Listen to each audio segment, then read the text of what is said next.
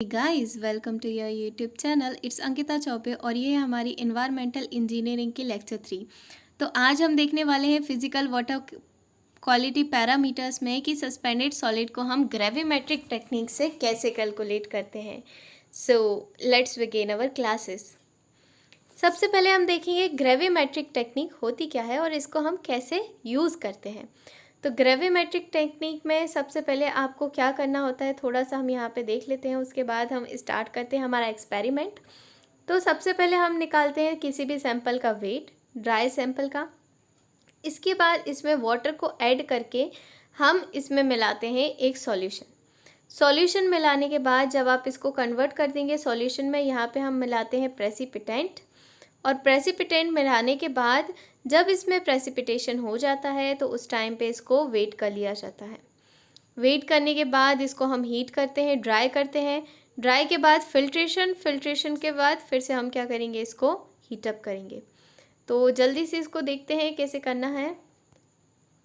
तो सबसे पहले हमने क्या लिया, सबसे पहले हमने एक ड्राई सैंपल ले लिया NaCl सॉल्ट का।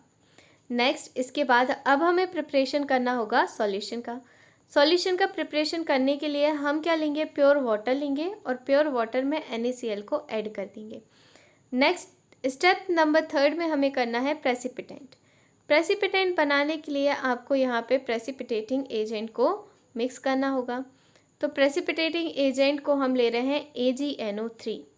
ठीक है, AgNO3 को हमने क्या करना है, आपके वाटर के साथ मिक्स कर देना है। जब आप इसको अपने वाटर के साथ मिक्स करेंगे तब आपका एक रिएक्शन स्टार्ट हो जाएगा और इसको हम कहते हैं रिप्लेसमेंट रिएक्शन, जहाँ पे आपका NaCl का Na रिप्लेस कर देगा, किसको रिप्लेस कर देगा, Ag को। और यहाँ पे ये बन जाएगा NaNO3 जिसको हम कहते हैं सोडियम नाइट्रेट। इसके बाद ये जो आपका Ag है ये रिप्लेस कर देगा Cl को और बन जाएगा AgCl। तो ये जो आपका AgCl और NaNO3 है, यहाँ पे जो आप AgCl देख रहे हैं ये क्या है, ये है आपका प्रेसिपिटेट का फॉर्म। तो ये जो आपका प्रेसिपिटेट है ये कहाँ पे आपका जो भी आपका बीकर है इसके नीचे क्या हो जाता है, सस्पेंडेड हो जाता है। मतलब कि हमने क्या करा, हमने डिज़ोल्व सॉलिड को कन्वर्ट कर दिया सस्पेंडेड सॉलिड्स में। किसके फॉर्म में, प्रेसिपिटेट के फॉर्म में। अब हमें क्या करना है, इसको हमें फ़िल्टर आउट कर लेना है जिसमें हम क्या कर सकें, जो भी आपका प्रेसिपिटेट्स हैं इनको हम रिमूव कर सकें। तो नेक्स्टली हम क्या करेंगे, नेक्स्टली हमने यहाँ पे फ़िल्ट्रेशन कर लिया और फिल्ट्रेशन में आपके जितने भी सस्पेंडेड पार्टिकल्स थे इनको हमने, इन प्रेसिपिटेंट्स को हमने रिमूव कर लिया। इसके बाद नेक्स्ट स्टेप होती है ड्राइंग की। ड्राइंग में हम क्या करते हैं, हम हमारे बीकर को 104 डिग्री सेल्सियस पे हीटअप करते हैं और 104 डिग्री सेल्सियस पे जब आप इसको हीट करेंगे तो इस टाइम पे भी क्या होगा, इस टाइम पे भी कुछ केमिकल रिएक्शंस होंगे और आपके प्रेसिपिटेट्स के फॉर्म में आपका क्या आ जाएगा, कुछ अमाउंट ऑफ सॉलिड। आप देखते हैं जब आप वाटर को बॉईल करते हैं तो एक वाइट कलर की लेयर आ जाती है आपके वाटर के ऊपर, तो यही होते हैं आपके precipitants. Inorganic waste 104 degree Celsius पे तो आराम से निकल जाता है। 104 डिग्री सेल्सियस पे we can remove the inorganic waste. मगर what about the organic waste, organic waste के लिए आपको आपका ये जो प्रेसिपिटेंट है, आपको जो प्रेसिपिटेशन है इसको क्या करना होगा, इंक्रीज़ करना होगा। कितना इंक्रीज़ करना होगा आपको इस कंडीशन में, आप जो अभी 104 डिग्री सेल्सियस पे जो आपका इनऑर्गेनिक वेस्ट है ये तो रिमूव हो जाते हैं, बट आपके ऑर्गेनिक वेस्ट इस टेम्परेचर पे कभी भी रिमूव नहीं होते। तो आप क्या करते हैं, आपको उस टाइम पे देना होता है टेम्परेचर 600 डिग्री सेल्सियस से लेके 650 डिग्री सेल्सियस पे।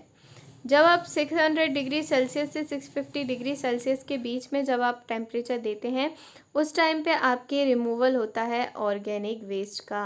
तो ऑर्गेनिक वेस्ट के लिए क्या करना होगा, आपको कितना टेम्परेचर देना होगा, ह्यूज अमाउंट ऑफ टेम्परेचर देना होगा। इसलिए ऑर्गेनिक वेस्ट के लिए हम क्या करते हैं, एरेशन करते हैं। एरेशन में क्या करते हैं, एरेशन में आप ये जो आपकी वाटर रहता है इसमें ऑक्सीजन को क्या कर देते हैं, इंड्यूस कर देते हैं, जिसमें ये ऑर्गेनिक वेस्ट का डिकम्पोजिशन हो जाए। अभी आगे पढ़ेंगे इसके बारे में हम। तो यहाँ पे हमने क्या करा, सैंपल को ड्राई कर लिया। सैंपल को ड्राई करने के बाद अब ये जो आपका ड्राई सैंपल है इसको हम क्या करेंगे, वेइंग मशीन में वेट कर लेंगे और यहाँ से हमें पता चल जाएगा कि आपके कितने टोटल अमाउंट ऑफ सॉलिड्स यहाँ पे मौजूद है। अगर हमें खाली ऑर्गेनिक सॉलिड निकालना है तो ऑर्गेनिक सॉलिड निकालने के लिए क्या करेंगे आप, ये वाले सैंपल को आपको 600 डिग्री सेल्सियस पे हीट अप करना है और इसको वेट कर लेना है, तो आपके ऑर्गेनिक सॉलिड बाहर निकल आएंगे। मतलब कि अगर मैं कहूँ टोटल, अगर मैं इसमें बात करूँ सस्पेंडेड सॉलिड, अगर मैं यहाँ पे लिखूँ टोटल सॉलिड, अगर मैं यहाँ पे लिखूँ, क्या लिखूँगी मैं यहाँ पे लिखूँगी total solid is equal to suspended solid plus dissolve solid. Total solid क्या होते हैं, suspended solid plus dissolve solid होते हैं। अगर मुझे डिजॉल्व सॉलिड निकालना है तो कैसे निकाल सकते हैं, dissolve solid is equal to total solid minus suspended solid. तो देखो जो सॉलिड्स हैं ये किसके फॉर्म में है, दो तरीके से हैं।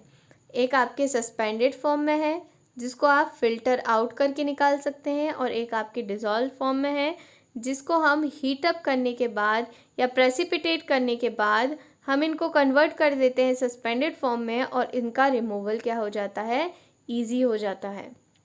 ठीक है, अब हम इसके ऊपर जो भी हमने पढ़ा इसको जल्दी से कंक्लूड कर लेते हैं। तो हमने क्या पढ़ा, हमने पढ़ा measurement of suspended solid is done by gravimetric technique. Suspended solid are measure by weighing them.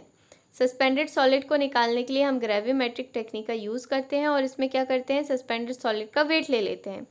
Nextly हमने देखा टोटल सॉलिड होते हैं suspended solid plus dissolve solid.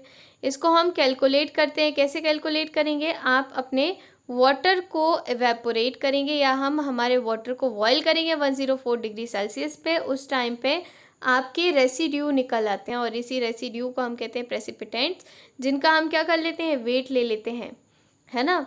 इसके बाद ये वही वाला आपके सॉलिड्स हैं जो कहाँ पे आ रहे थे, आपके वाटर के ऊपर। जब आप वाटर को बॉईल करते हैं, बॉईल करके देखिएगा वाटर के ऊपर एक लेयर आ जाती है वाइट कलर की, इसी को हम कहते हैं रेसिड्यूअल या प्रेसिपिटेंट्स।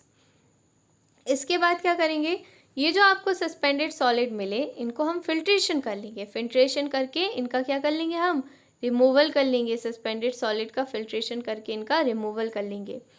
इसके बाद क्या करेंगे, इसके बाद अगर हम बात करें डिज़ोल्व सॉलिड की, तो हमें पता है टोटल सॉलिड क्या होते हैं, suspended solid plus dissolve solid. अगर मुझे यहाँ से डिज़ोल्व सॉलिड निकालना है तो कैसे निकाल सकती हूँ, सस्पेंडेड सॉलिड, या फिर यहाँ पे मैं क्या लिख सकती हूँ, यहाँ पे मैं लिख सकती हूँ total solid minus suspended solid. तो ये total solid minus suspended solid से हम क्या निकाल सकते हैं, डिज़ोल्व सॉलिड। मैक्सिमम क्वेश्चन आते हैं आपके कि बताइए डिज़ोल्व सॉलिड कैसे फाइंड आउट करेंगे। तो अब आप डिज़ोल्व सॉलिड फाइंड आउट कर सकते हैं, है ना। अगर इसमें और कैसे क्वेश्चन आ सकते हैं, इसमें वो पूछेगा ऑर्गेनिक सॉलिड बताइए कि आपके इम्प्योरिटीज़ में कितने अमाउंट ऑफ ऑर्गेनिक वेस्ट है। तो ऑर्गेनिक वेस्ट को निकालने के लिए हमें हमारी हीटिंग करनी होती है 600 डिग्री सेल्सियस से लेके 650 डिग्री सेल्सियस पे। इस टाइम पे आपके बाकी सारी इम्प्योरिटीज़ क्या हो जाएगी, एवेपोरेट आउट हो जाएगी और खाली आपको ऑर्गेनिक वेस्ट यहाँ पे मिल जाएगा। तो हमें क्या करना होगा, 600 टू 650 डिग्री सेल्सियस पे इसको हीट आउट करना पड़ेगा, जिससे हमें इनऑर्गेनिक या ऑर्गेनिक इम्प्योरिटीज़ मिल सकें। नेक्स्ट इसके बाद वो क्या कह रहा है, at this temperature organic solids are evaporate out living behind inorganic solid. Next वो कह रहा है organic solid fractions at 600 degree Celsius. देखो ऑर्गेनिक सॉलिड में क्या क्या होते हैं आपके, ऑर्गेनिक सॉलिड में होते हैं आपके कार्बन, है ना, और क्या होते हैं, water, carbon plus water plus gases, ये क्या है आपके ऑर्गेनिक वेस्ट है। अब ये जो ग्रेविमेट्रिक टेक्निक है इसकी कुछ लिमिटेशन है। क्या लिमिटेशन है, अगर आपके वाटर में 500 mg पर लीटर तक की इम्प्योरिटीज़ है तो इस कंडीशन में हम ग्रेविमेट्रिक टेक्निक का यूज़ कर सकते हैं, है ना। कॉज ऑफ रिजेक्शन क्या हो जाएगा, अगर आपका वाटर में आपके टोटल सॉलिड का अमाउंट 2000 mg पर लीटर या इससे ज़्यादा हो जाएगा तो उस कंडीशन में हम इस वाटर को नहीं लेंगे। ये क्या हो जाएगा, कॉज ऑफ रिजेक्शन हो जाएगा। उस टाइम पे आप ग्रेविमेट्रिक टेक्निक का यूज़ नहीं करेंगे क्योंकि ये रिलायबल रिजल्ट नहीं देगी। ठीक है। इसके बाद अगर हम बात करें ईपीए की, ईपीए क्या है, environmental protection agency. Environmental protection agency ये गवर्नमेंट के थ्रू एक आपकी एजेंसी बनाई गई है जो निकालती है रूल और regulation according for your environment.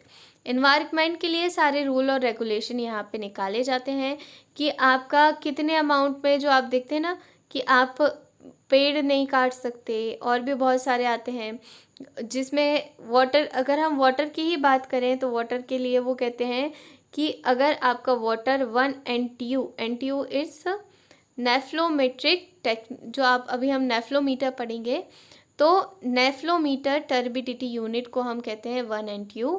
और 1 NTU क्या होता है, WHO कहता है, WHO या EPA या जो भी आपका इन्वायरमेंटल प्रोटेक्शन एक्ट है, तो ये आपकी डिज़ायरेबल लिमिट है कि ये 1 NTU या 1 NTU से क्या होना चाहिए, कम होना चाहिए आपके वाटर में इम्प्योरिटीज़। अब नेक्स्ट, इसके बाद हम नेक्स्ट लेक्चर में टर्बिडिटी के बारे में जानेंगे कि टर्बिडिटी क्या होती है और इसका कैलकुलेशन कैसे किया जाता है। तो तब तक के लिए घर में रहें, सुरक्षित रहें, टेक केयर। अगर आपको ये लेक्चर अच्छा लगा हो तो मेरे चैनल को सब्सक्राइब करना, लेक्चर को लाइक करना ना भूलें। Thank you, God bless you all.